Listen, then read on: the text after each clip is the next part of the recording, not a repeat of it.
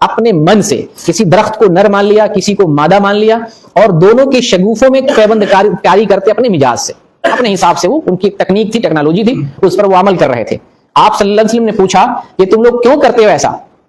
تو وجہ نہیں بتائی کیوں کرتے. لوگوں نے جواب دیا کہ ایسے چلا آ رہا، ہم لوگ کرتے آ رہے ہیں، اسی لیے کر رہے ہیں. آپ نے مشورہ دیا کہ اگر تم ایسا نہ کرو تو بہتر ہے. آپ نے منع نہیں کیا تھا، آپ نے کہا اگر تم ایسا نہ کرو تو بہتر ہے. اب ظاہر سی بات جب نبی بول دیں تو لوگ تو وہاں خاموش ہو جاتے ہیں، چھوڑ دیتے ہیں اس کام کو. تو اس سال قلمی چھوڑ دیا، کھجوروں کی پیوند کاری لوگوں نے نہیں کی، جس کی وجہ سے کھجور کی پیداوار کم ہوئی. اب اس کی شکایت محمد رسول اللہ صلی اللہ علیہ وسلم تک پہنچی تو آپ صلی اللہ علیہ وسلم نے کیا فرمایا کہ میں ایک بشر ہوں، میں ایک بشر ہوں، اگر دین کے بارے میں کوئی حکم دوں تو لے لو، ہر حال میں اسے لو اگر دین کے بارے میں بتاؤں. لیکن دنیا کا معاملہ ہو، اگر میں اپنی رائے سے بتاؤں یا دنیاوی معاملات میں کچھ حکم دوں تو میں بھی ایک بشر ہوں، تمہیں اختیار ہے، تم چاہے تو قبول کرو چاہے تو چھوڑ دو.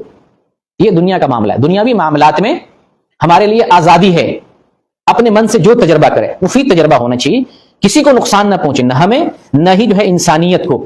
بھلائی کے کام میں، دنیاوی امور میں اسلام نے ہمیں کھلی آزادی دی ہے.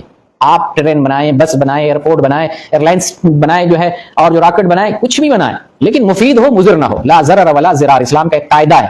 نہ تکلیف دینا ہے نہ تکلیف پہنچانا ہے، خود نہ تکلیف لینا ہے اور نہ ہی کسی کو تکلیف پہنچانا ہے. ایسا کوئی سامان، ایسی کوئی چیز ایجاد نہیں کرنی ہے. مفید چیز میں آزادی ہے، چاہے جیسا کرے.